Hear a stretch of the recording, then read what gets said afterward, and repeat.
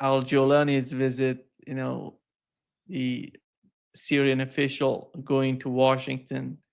And I think when you look at the pictures, videos, it's historic. You see the head of Al Qaeda going to Washington, talking with Donald Trump. And here is the picture that shows that Donald Trump is talking and laughing. And what is your understanding of the new move on the part of the Trump administration? And how is that related to what's going on in Syria? I think that we could headline what we're about to say about Syria and link it to the other conflict zones: Iran, Venezuela, Ukraine, India, and Pakistan. And maybe we'll get some time at the end to talk about some more. We're in a covert operations stage.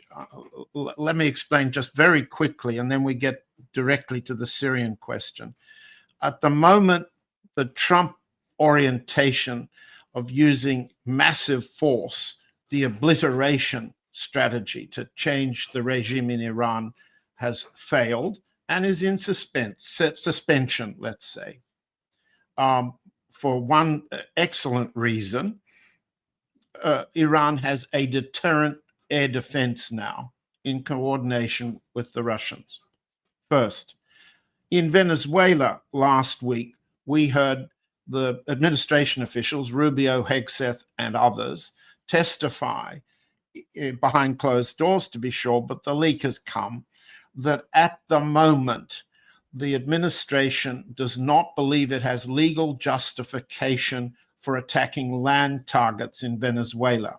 So they're saying, at the moment, no legal justification for land targets in Venezuela. That doesn't mean they won't continue to use covert operations to manufacture the reasons.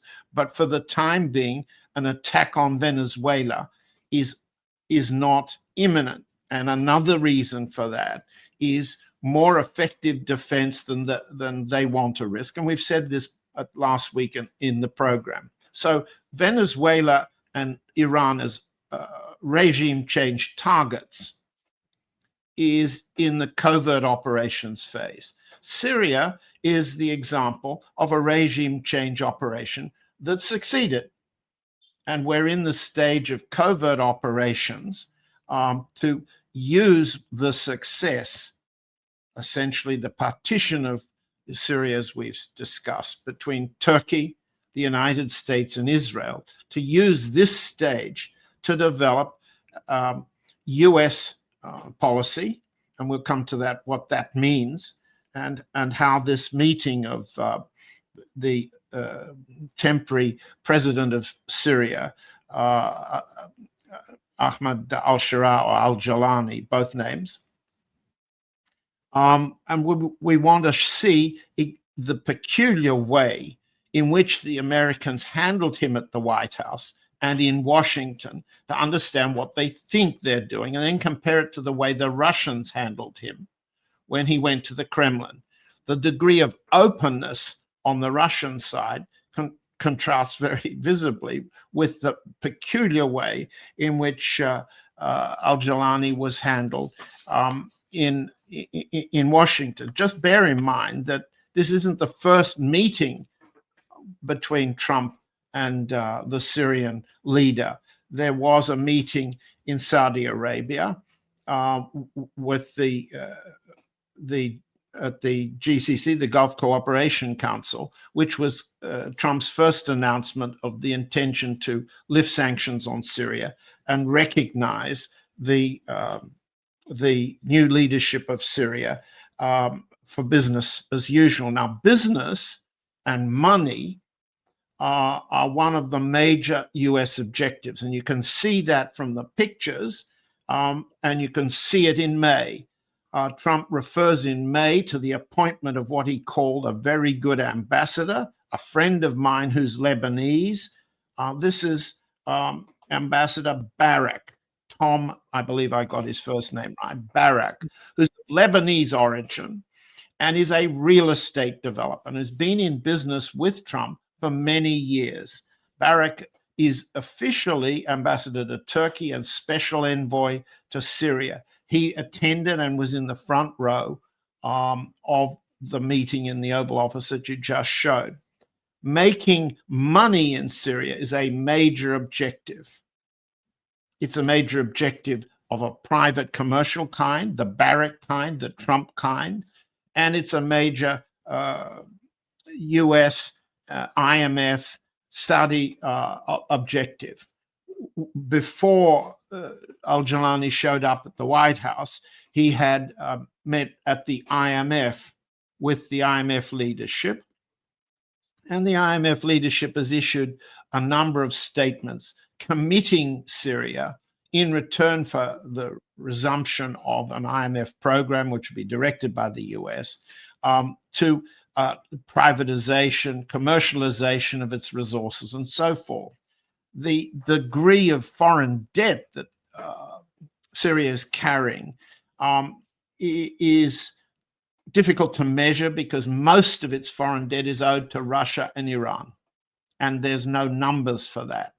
That appears likely to be written off because it's being completely ignored by the IMF. But what you see in those pictures is a very peculiar,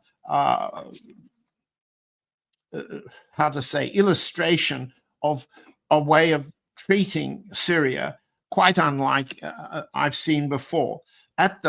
There was a scheduled meeting in the White House calendar for 11 a.m., no schedule for the meeting in the cabinet room, which followed. In the cabinet room, which followed, there were no place cards on the table. That means almost all foreign dignitary or foreign leader meetings in the cabinet room have place cards so that each side can understand who they're talking to, especially the president. So what we also see from the photographs is an attempt to militarize the discussions. In the Oval Office, General Kane, the head of the Joint Chiefs of Staff, and Peter Hegseth, the Secretary of Defense, were both in the second row. That means that military objectives of the United States were under discussion. What's the first military objective? Get the Russians out of their bases in Syria. Prevent Russia from having a significant military role to play in Syria, and to prepare Syria as a platform for potential US attack on Iran again. So there are all those elements, money and military objectives, which were kept covert. No, you can't have a communique to say you're interested or even talking about that. You can't have a press conference or a press gaggle. There would be nothing for Trump to say. Even in the picture you showed, you see Trump reading from a script on his desk. That means that the arrangements were carefully orchestrated to make it appear to be cordial. It was. Military, they don't want to discuss. Money, investment, and writing off Iranian and Russian debt, that's another area of interest, but there's no sign of the US officials required to deal with that. So I would call Al-Jolani's visit one of your first state covert visits. It's a sign of the US trying to develop in Syria a platform for achieving covert goals against its enemies. Yeah.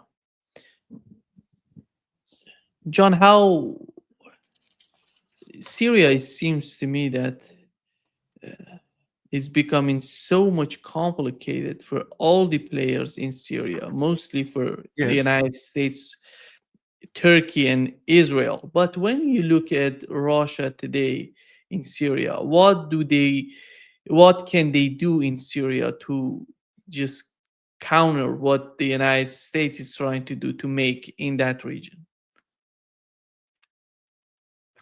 Not a lot would be the short answer. What the 2 or 3 basic Russian objectives would be are clear in almost all the statements that have been made since February, when President Putin had his first telephone call with Al-Jolani. The Russian side wants to keep its naval base at Tartus and its air base at Khmeimim. It doesn't say so, but it would like to recover some of the debt. It's been estimated at somewhere between 30 billion and 50 billion combined, the repayment of which would have been understood to be partly in resources, concessions for the development, Russian-Syrian development of oil, phosphates, and fertilizers, and other forms of resources, and to preserve a Russian diplomatic base, let's say, that would induce the Syrian leadership, Al-Jolani today, who knows tomorrow, to preserve Russia's position, blocking Turkey from coming further south, Israel from moving further north, and the United States moving from east to west. In other words, Syria is now a cockpit of conflict, because neither Israel is happy with Turkey's advances in Syria. Turkey is not happy with Israel. You've got this triangular partition into which Russia wants to play the spoiler as best it can. That's emphasized when President Putin has said, and he said, I'm looking down at my notes to see exactly what he said on February 15, the first telephone call. The Russian side emphasized its principal position in support of the Syrian state's unity, sovereignty, and territorial integrity. Essentially, that means we're not happy with the partition, and we'll do our best to support any movement in Syria that would neutralize Israel, Turkey, and the United States. And that's the position it's hanging out. Second, it wants to maintain enough good relations with Al-Jolani that he would see a value for himself in balancing the three, in preserving Tartus and Khmeimim, the bases. Russia is not going to speak of contesting Syria against Turkey, is it? Turkey and Syria, Turkey and Russia are significant allies. They have not been so in the run-up to the overthrow of the Assad regime, and it's a discrete and subtle conflict there.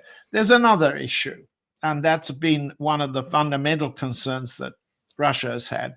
Russia does not want to see Syria become a training base for Islamic fundamentalists and jihadis to be parachuted back into the Russian Caucasus. Neither Chechen terrorism or any other form of anti-Russian terrorism that has been in the past a US-supported, British-supported covert operation against Russia. Russia wants to maintain a position in Syria. Therefore, it needs a relatively strong Damascus government to crush any one of those types of movements. Those are the objectives of Russia. Now, we've seen a telephone call in February. We saw another Kremlin message in March. In July, end of July, Foreign Minister Lavrov went to Damascus and met with his counterpart, Al-Shaibani, the foreign minister. He was visible in the picture in the Oval Office you saw, and explicitly said he was preparing back in July for a visit of Al-Jolani to the Kremlin. And I'll just read you that Lavrov said in July, Russia expects interim president of the Syrian Arab Republic, Ahmed al-Sharaa, to take part in the first Russia League of Arab States summit, which is scheduled for October 15. Now, we all know, we've talked about it, that summit didn't materialize. Trump and the Israelis, but principally Trump, trumped the others by having the Sharm el-Sheikh Arab Summit to celebrate the so-called peace deal on Gaza. And that prevented the Arabs going on to Moscow the same week. Instead, Al-Jolani showed up in Moscow without the rest of the Arab leadership. And so that brought us to the stage where President Putin openly endorsed the election in Damascus and openly endorsed Al-Jolani. But if we understand why, you understand these served Russian purposes, and part of those purposes has been to neutralize the United States, Turkey, and Israel. Though, let's just say Russian policy towards Israel in Syria has been, to say euphemistically, ambiguous.